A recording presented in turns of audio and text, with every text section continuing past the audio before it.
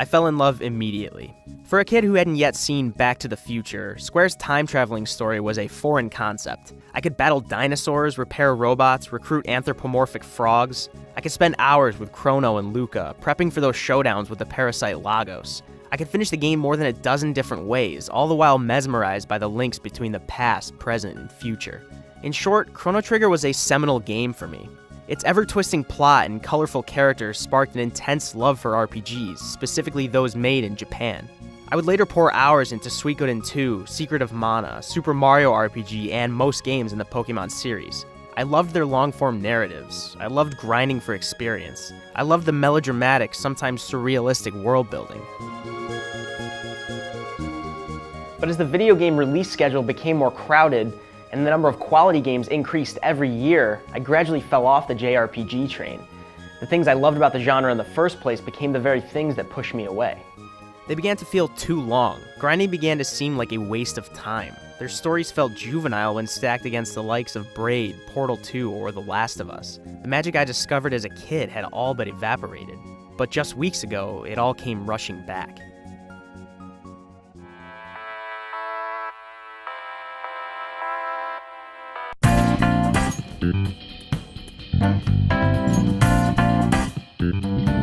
Persona 5 is hard to define, so I'll do my best to force it into a nutshell. It's equal parts social simulator, turn-based combat, and high school coming-of-age drama. You spend half of your time in the real world and half of your time in the metaverse, this alternate reality that serves as the physical manifestation of human thoughts and emotions. It's kind of like The Matrix, and if you played a Persona game before, then this is nothing new. However, I haven't played a Persona game before. This is all new to me. I'm not usually one for anime or high school dramas, and Persona games are also notorious for their length. I was content to ignore them for many of the reasons I ignored JRPGs for the last 10 years or so. Yet for some reason I began Persona 5. Maybe it was the jazz-infused soundtrack. Maybe it was the assertive style it exudes at every turn. Regardless, it reminded me of my first time playing Chrono Trigger all those years ago. After only a few hours, I knew, this is a game I can fall into. Its world envelops me, its combat entices me, its narrative pulls me in. The dichotomy between its stylized version of Tokyo and the psychological metaverse creates intriguing plot points and nuanced character studies, and it propels both forward at a confident pace. What's more, Persona 5 spends much of its time setting up expectations, only to shatter them down the line. It also subverts most of the JRPG tropes I've grown tired of over the years. It all begins with the combat. As with several other games in the series, Persona 5 lets you negotiate with your enemies during holdups, after you've discerned their weaknesses and exploited them as well. This not only changes the flow of combat, but also allows you to absorb the enemy's power for later use, as you gather more personas throughout the game. Negotiations also ask you to participate in tense conversations with these enemies. You have to read them. You have to flirt, insult, argue, and comfort. You tell some what they want to hear, and others what they don't. Persona 5 asks you to engage in verbal jujitsu, and it's just as rewarding as the combat in many other JRPGs.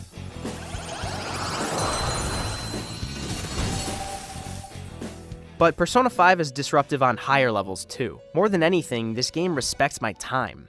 It takes more than 100 hours to beat, and somehow, almost every one of them feels integral to the experience. This is largely because of how Persona 5 actually deals with time. Many of your missions have deadlines attached, giving you only a couple of weeks to prepare for your next trek into the metaverse, where you'll carry out a psychological heist to give each villain a real-world change of heart. While these time limits could be damaging in a lesser game, Persona 5 wields them with expertise. Gathering supplies, experience, and useful supporting characters could normally be a grind towards some arbitrary goal, but there's a certain urgency here that lends everything more weight. With a looming deadline to consider, grinding becomes a thrill. And that's the thing. Persona 5 makes the grind fun. It makes it meaningful. When I turn off the game for the day and I think about my progress, I don't feel like any of my time was wasted. Because Persona 5 knows time is important, and it's built around that idea. To see this in any game is impressive, but to see it in a game this length is astounding.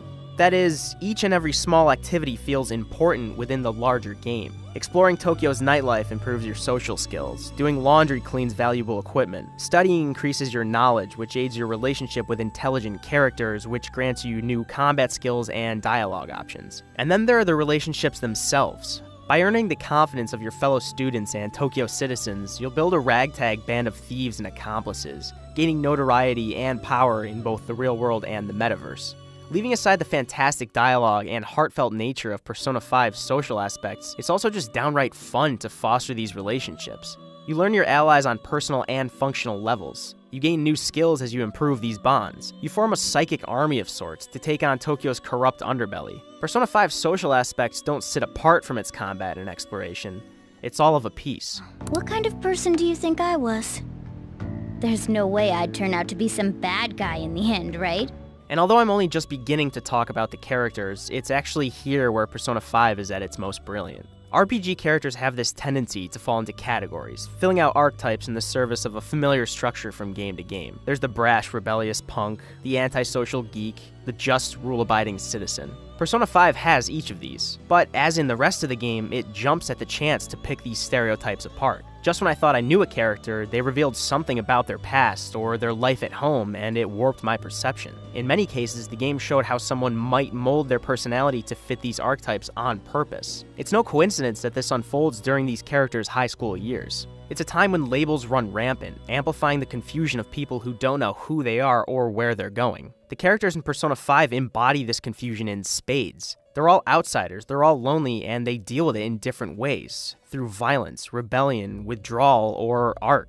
For such a stylistic, melodramatic game, Persona 5 can be painfully, surprisingly human. Like its predecessors, this is a game about identity and how its characters suppress theirs, only to see it manifested in the form of powerful personas in the metaverse. And as they grow in that psychological world, they grow in the real world too.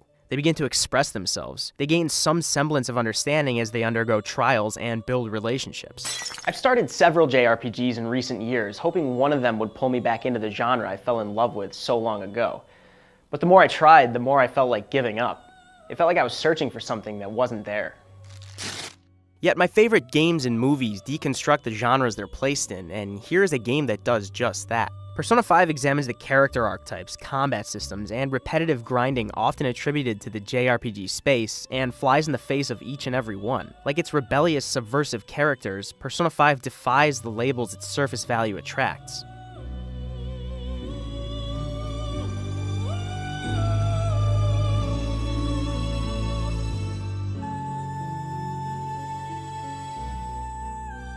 There's been a slew of great JRPGs in the years since I stopped pouring time into them. But like Chrono Trigger all those years ago, Persona 5 sparked a fascination I can't easily ignore.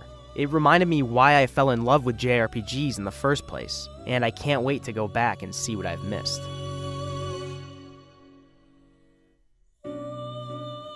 Hey everyone, thanks so much for watching the 4th episode of Reboot. I really enjoyed talking about Persona 5, and Jake and I really enjoyed doing this show. It helps us a lot when you get your comments in on YouTube and tweet at us, giving us questions, comments, concerns.